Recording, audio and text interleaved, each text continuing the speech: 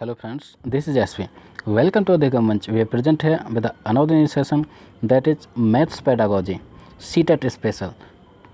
Friends ये जो series रहेगी यानी कि ये जो सीरीज कंटिन्यू है, इसमें हम मैथ्स पेडागोजी से सेलेक्टेड महत्वपूर्ण क्वेश्चंस कर रहे हैं जो काफ़ी इंपॉर्टेंट होने वाले हैं।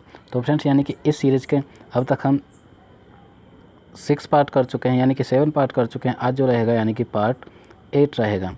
ठीक है, तो सेलेक्टेड क्वेश्चंस डिस्कस करने वाले हैं। ठीक है, बेहतरीन तरीके से डिस्कस करेंगे। तो फ्रेंड्स शुरू करते हैं यानी कि ये सीरीज यानी कि part 8 maths pedagogy special series का पार्ट नंबर 8 का फर्स्ट क्वेश्चन कहता है कक्षा 3 के विद्यार्थियों को संख्या पद्धति पढ़ाने का उद्देश्य है। तो निम्नलिखित में से कौन सा एक उद्देश्य है जो 3rd क्लास में हम नंबर सिस्टम पढ़ाते हैं।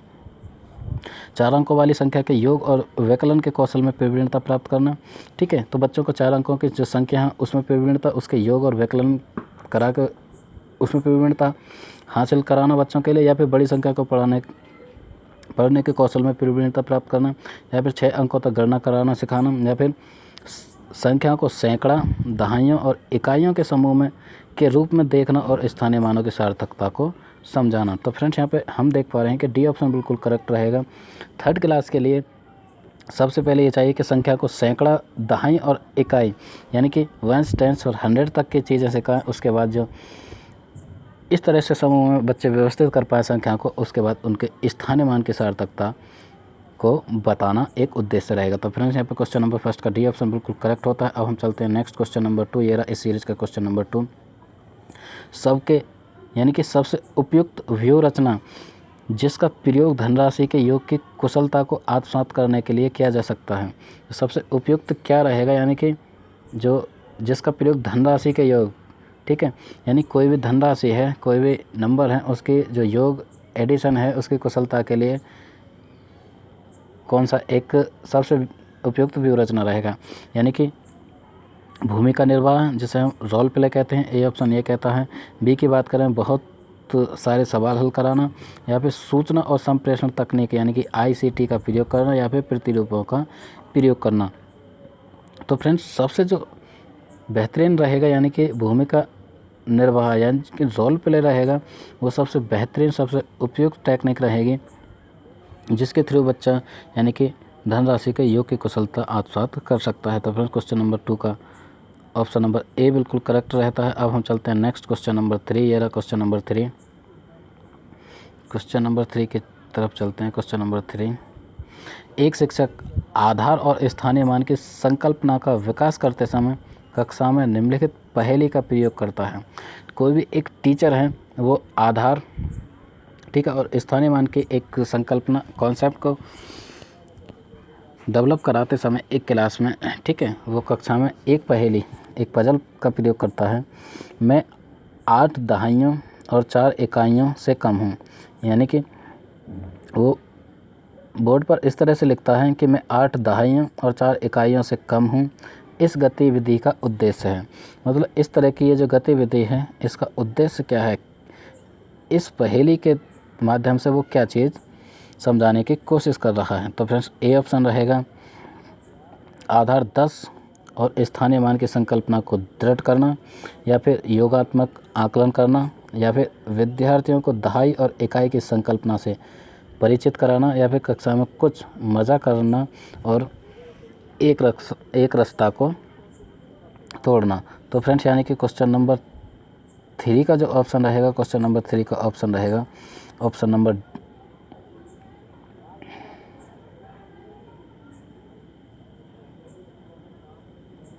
नंबर ए बिल्कुल करेक्ट रहेगा। यानी कि ए कहता है आधार 10 और स्थानीय मान की संकल्पना को दृढ़ करना। इसके माध्यम से आधार 10 और स्थानीय मान की संकल्पना को एक टीचर दृढ़ करने की कोशिश कर रहा है, यानी कि जो कॉन्सेप्ट है उसे क्लियर करने की कोशिश कर रहा है। यानी कि मैं 8 दहाइयों और 4 इकाइयों से कम हूँ के माध्यम से एक टीचर चाहता है कि आधार 10 और स्थानीय मान की संकल्पना को दृढ़ कर सकें। तो फ्रेंड्स क्वेश्चन नंबर 3 का ऑप्शन ए बिल्कुल करेक्ट होता है। अब हम चलते हैं क्वेश्चन नंबर 4। ये रहा क्वेश्चन नंबर 4, योग और व्यकलन पर आधारित शब्दों में दिए गए, ठीक है, योग और व्यकलन पर आधारित शब्दों में दिए गए सवालों को हल करने की विद्यार्थियों की दक्षता का आकलन करने के लिए आकलन के शीर्षक हैं। ठीक है, कुछ शीर्षक दे रखे हैं। सवाल का बोधन और सही जवाब लिखना, सवाल की पहचान, सही संक्रिया निष्पादित करना, या फिर गलत आंशिक रूप से सही, पूर्णतः सही, या फिर सवाल का बोधन, निष्पादित की जाने वाली संक्रिया की पहचान, समस्या के गणितीय रूप में निरूपण, या फिर सवाल का समाधान और प्रस्तुतिकरण।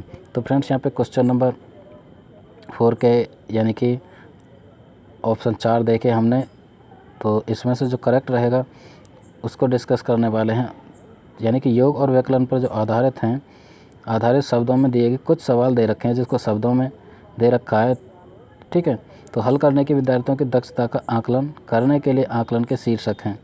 तो इसके लिए डी ऑप्शन बिल्कुल करेक्ट रहेगा, यानी कि सवाल का बोधन, ठीक, या निष्पादित कर की जाने वाली संक्रिया की पहचान, समस्या का गणितीय रूप में निरूपण, सवाल का समाधान और प्रस्तुतिकरण। तो इस तरह के जो बोधन हैं वो स्टूडेंट्स की हेल्प करेंगे, या मैथ्स के में हम इस तरह के यानी कि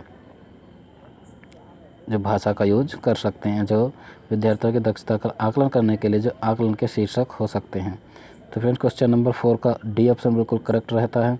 अब हम चलते हैं 5, क्वेश्चन नंबर 5। ये रहा क्वेश्चन नंबर 5। कक्षा 4 के विद्यार्थियों को यह समझाने के लिए कि शेष हमेशा विभाजक से कम होता है। जो शेष, जब भी हम भाग या डिवीज़न करते हैं तो उसमें जो शेष होता है, ठीक है, वो विभाजक से कम होता है, उचित उपागम है। यह समझाने के लिए कौन सा उचित उपागम रहेगा, यानी कि अनेक बार विद्यार्थियों को मौखिक रूप से स्पष्ट करना। ठीक है, यानी कि मौखिक रूप से हम बार बार इस चीज़ को स्पष्ट करें, या फिर विभाजन वाले सवालों को मिश्रित भिन्नों के रूप में निरूपित करना और यह स्पष्ट करना कि भिन्न का अंश शेष है, या फिर वस्तुओं को विभाजक के गुणजों में समूहीकृत करना और प्रदर्शित करना कि वस्तुओं की संख्या जो समूह में नहीं है विभाजक से कम है, या फिर श्यामपट यानी कि ब्लैक बोर्ड पर विभाजन करने वाले बहुत सारे सवाल करना और दिखाना कि हर बार शेष विभाजक से कम आता है। तो फ्रेंड्स यहाँ पे क्वेश्चन नंबर 5 का जो ऑप्शन है, क्वेश्चन नंबर 5 का ऑप्शन सी बिल्कुल करेक्ट रहेगा। सी ऑप्शन को डिस्कस करते हैं, यानी वस्तुओं को विभाजक के गुणजों, ठीक है, में समूहीकृत करना और प्रदर्शित करना कि वस्तुओं की संख्या जो समूह में नहीं है विभाजक से कम है। यदि टीचर इस तरह से बच्चों को समझाने की कोशिश करेगा, ठीक है, तो यानी कि वो ये समझ पाएगा कि जो शेष है हमेशा विभाजक से कम आता है। तो फ्रेंड्स क्वेश्चन नंबर 5 का सी ऑप्शन बिल्कुल करेक्ट होता है। नेक्स्ट चलते हैं क्वेश्चन नंबर 6। ये रहा क्वेश्चन नंबर 6। भिन्नों का योग पढ़ाते समय कोई भी एक टीचर है, यानी कि एडिशन ऑफ फ्रैक्शनल नंबर, यानी कि फ्रैक्शनल नंबर भिन्नों का योग पढ़ाता है, तो उस समय श्री सिंह द्वारा यह देखा गया कि निम्नलिखित प्रकार की त्रुटि बहुत आम है। बच्चे इस तरह की त्रुटि करते हैं, यानी कि 2/3 + 2/5 इज इक्वल टू 4/10, यानी कि 2/3 + 2/5 को बच्चे जोड़ते हैं, यानी कि 4/10, 4/10 लिखते हैं। तो ये जो एक त्रुटि है, श्री सिंह को निम्नलिखित उपचारात्मक कार्य करना चाहिए। तो इस त्रुटि को दूर करने के लिए टीचर को क्या करना चाहिए, ठीक है। तो क्वेश्चन नंबर 6 कहता है कि इस तरह से टीचर को क्या करना चाहिए। असमान भिन्नों के योग की संकल्पना को स्पष्ट करने के लिए चित्रात्मक प्रतिरूप देना तथा बाद में समान प्रकार के सवालों का अभ्यास कराना, ठीक है, इस तरह का उपचारात्मक देना चाहिए।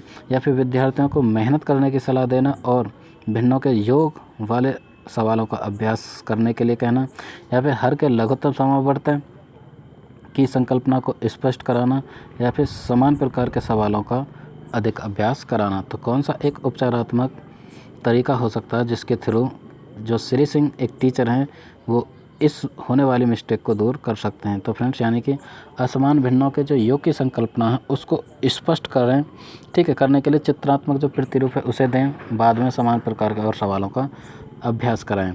तो चित्रों के माध्यम से यानी कि इस संकल्पना को बेहतरीन तरीके से, यानी कि भिन्नों के जो योग की संकल्पना उसको अच्छी तरह से स्पष्ट करें एक बार, और उसका चित्रात्मक जो प्रतिरूप है उसे दें, और बाद में इसी तरह के बहुत सारे क्वेश्चंस बच्चों से प्रैक्टिस के लिए कहें।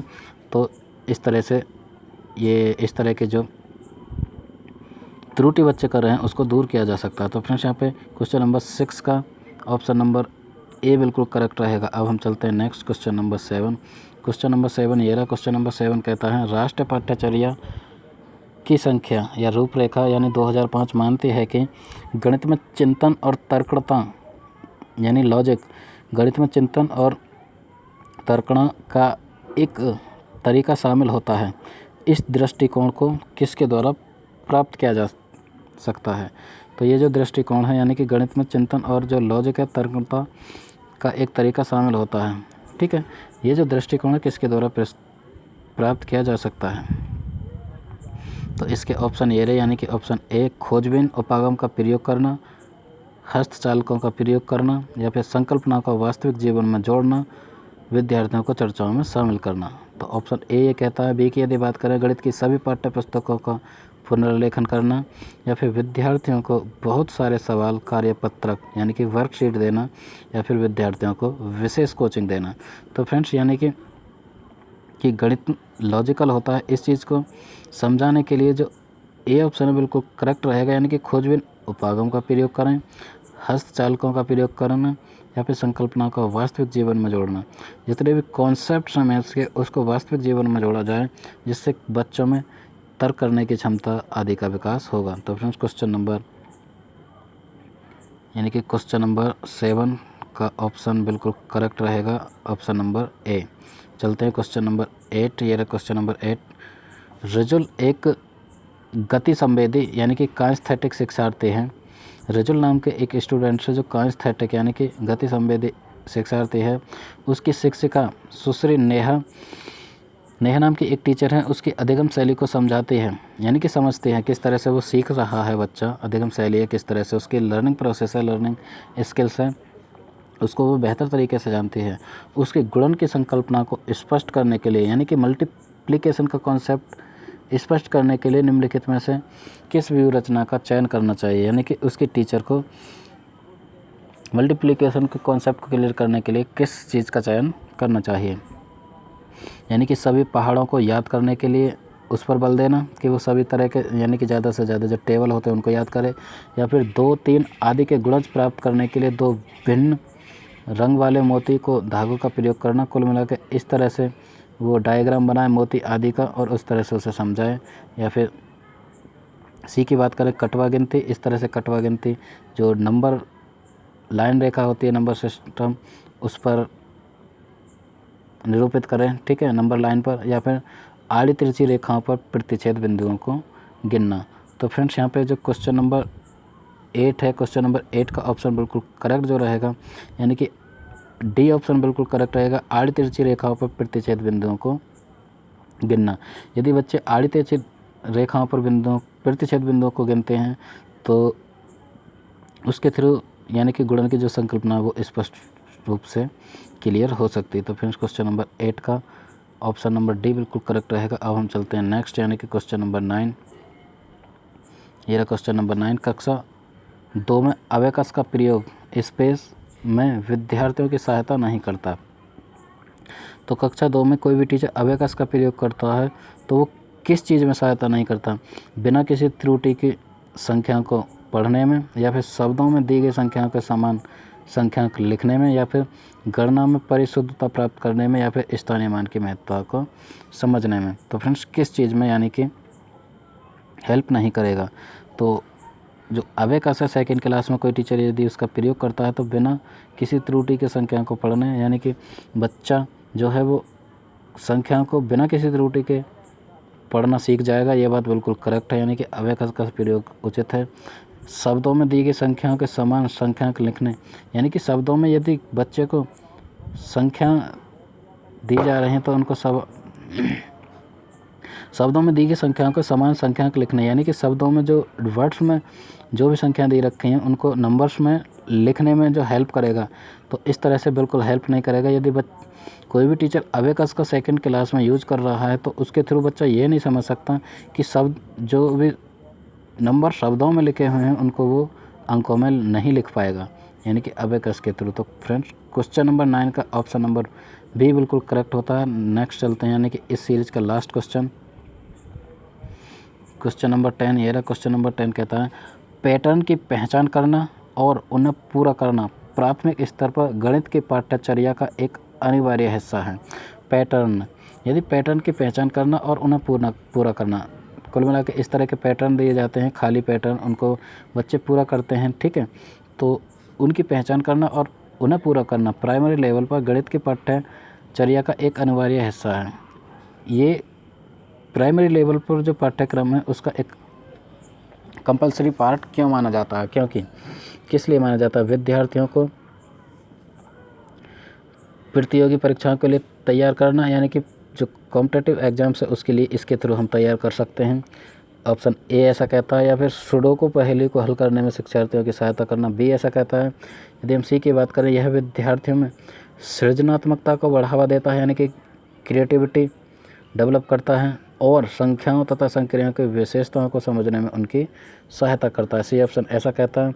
यदि डी की बात करें, डी कहता है विद्यार्थियों में सृजनात्मकता और कलात्मक गुणों को विकसित करता है।